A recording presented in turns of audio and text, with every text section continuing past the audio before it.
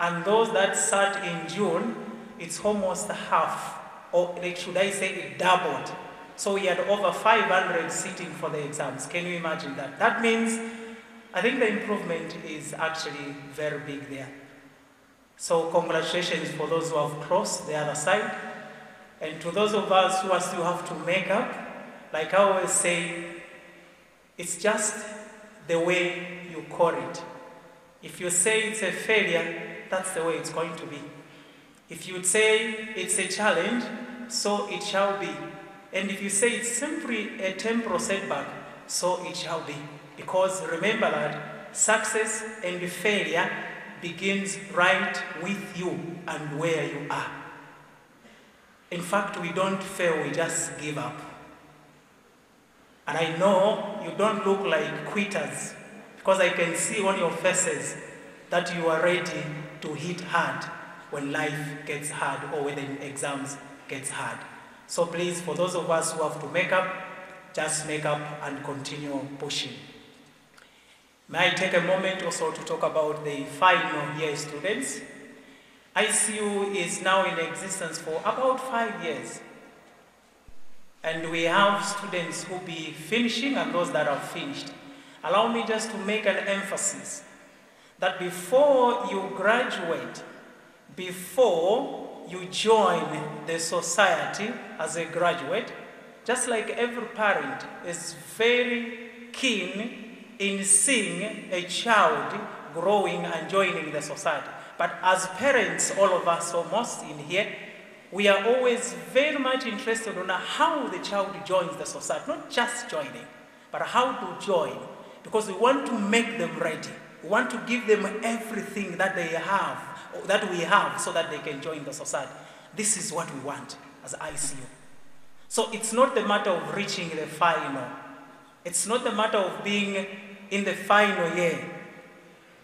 But it's the question of, are you going to cross over? And like I always say, we are not going to allow the names of the people you are seeing there and the others who are not here to be dragged in the mud. So before you leave, we ensure that you are ready.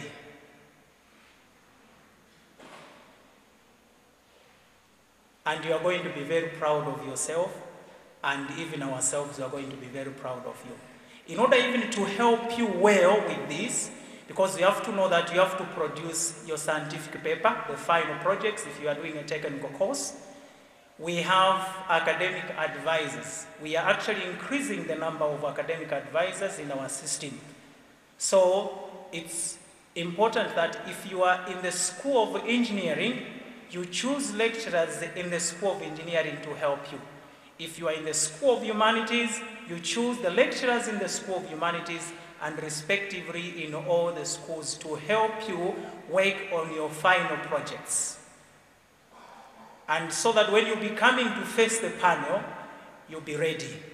I know those of you who have already faced the panel, they know how hot it is there. So I'm just making you prepare yourself so that when you come there, you are fully ready. But we will make sure that you are ready when that time comes. This also goes to the master students. Actually, for the master students, it even demands more. For the past 1 year, we have been taking our master students on lecturing part as one of the ways of satisfying their masters, because it's actually a licentiate stage.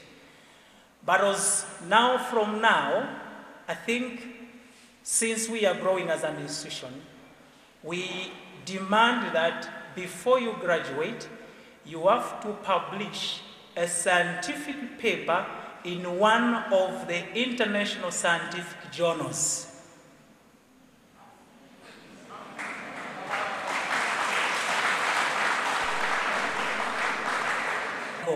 Because now we are almost every time invited as an institution to present academic papers. So it won't be a problem, but what we want is our students to be ready. So it's even getting tougher, but better, I think. Allow me to talk about graduation. Like I said, we are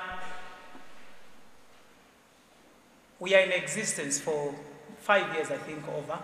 And I think we need to have the first graduation.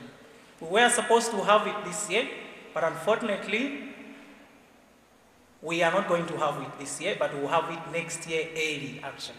Early next year. Now, this would mean all the students who have completed and those who are about to complete, this is the time that you have to satisfy the minimum requirements for you to graduate, either with a bachelor's degree or a master's, so that you are included in the first group of the students who are going to graduate. And please, final students, don't miss this chance. If it means stopping sleeping, you will sleep later, don't worry. You will sleep after that. So we need every effort and working towards that. Allow me to briefly just talk about our values, our philosophy as an institution. Thomas Aquinas said, man desires to know. A human being desires to know. And we can see this even at the early stage in our lives. If we watch children, they ask questions every time. What is this? What is this? Meaning a human person by nature desires knowledge. Like, why is the father of philosophy? So research is the father of every scientific knowledge outside there. I know that we have gadgets in our pockets where we are, in our bags. Every gadget that you have in there, there was a research that was done. Behind every scientific knowledge existing out there, there is research behind that. And this is the reason why ICU, we want to research and research and research. It's the blood that runs in our institution. It's like the way blood is in our bodies, so research is in our institution. And we encourage and urge students to research, be it in the School of Humanities, in the School of Engineering, in the School of Education, in the School of Agriculture, and all the other schools, research and research and research. And as we do this, please, let's remember that we need to remain original. ICU is not here to teach imitators, no, or followers, no. We are here to create leaders. Leaders who chart the way. Leaders who determine a course different from what has been there. And you can see this even in our own systems. We are not ready to use another system. We want to use our own systems. We develop from scratch because this is our passion. This is what we want. And we want to instill this in our students. But as we do this, let's be original. Let's be leaders. There are a lot of opportunities actually coming, like I mentioned. We had in February an invitation in Bulgaria for students to present various scientific papers. And the institution was ready to sponsor no matter how many students were to go. And this communication was made on our platform AIMS. But to our sadness, not even a single student expressed the interest. And this opportunity just passed like that. What a shame.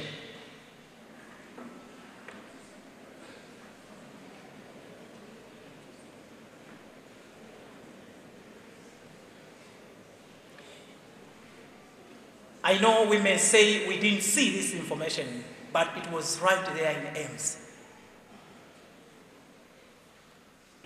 I know that in our journey, we have challenges, both as an institution and as students.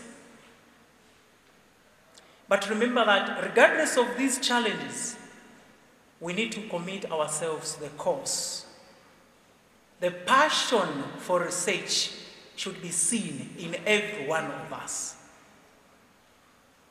And may I make an emphasis here on the first year, first students, first semester. That as you join this family, using an analogy, you are like stones that are going to be put in a sack and will be shaking. And you know what happens? The friction and the stones will be, touching each other, and the friction until the time that you are ready. When we throw them there, you'll be able to see that they are glittering because there has been a lot of, squeezing and there and then. And this is our intention. This is our passion. Let's get committed, regardless of the challenges that we are having. One of the challenges that we are having mostly is the fallacy of big names. I always like calling it the fallacy of big names. We always associate greatness with the size. Does it really matter that the size is always the great? Does it? It doesn't. Actually, one of the writers said, if you are following the crowd, the only place you reach is the exit. If you are following the crowd, the only place you are going to reach is the exit. You just find written exit because you are just following the crowd. The fallacy of big names is one of the challenges. When you hear an institution like ICU, you start thinking, is it known? Where is it? We don't worry about that. Actually, I'm one person who is not even worried about that because we know what we stand for. And what we stand for is excellence in our smallness. And like fire, bushfire, will be burning slowly and penetrate every office, every department, until the spirit of ICU is going to be seen everywhere in this country. And trust me.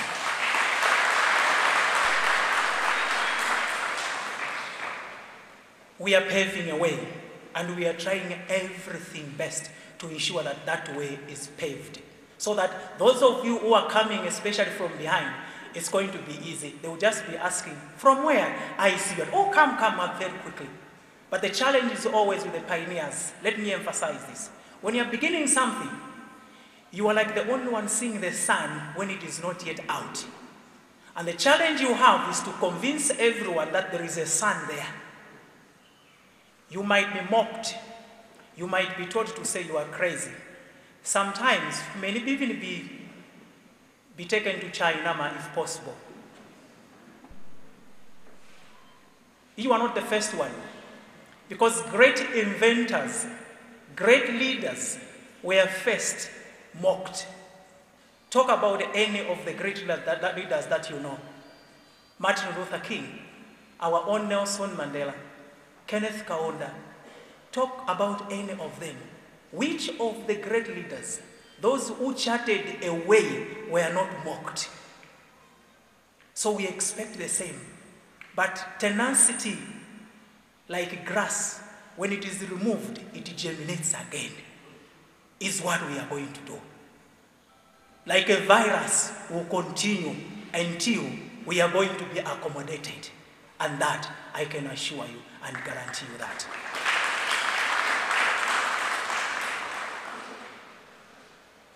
As I conclude, allow me to mention that what you are seeing here is the work of the students in the School of Education in Design and Technology Department. And allow me, just in a very special way, to recommend the people who are working on this project and the lecturer behind that. This project has just been worked on for a month. You can imagine where they are. But imagine if we are to be given just 6 months, it will be something else. So this is what we are talking about when we are talking about the spirit of ICU, research and research and research. And please, I urge you, wherever you are, one of the philosophers said the difference between a human being and a non-human being is that when both are sleeping, at least a human being asks questions. So let's continue asking questions as we go. And thank you very much.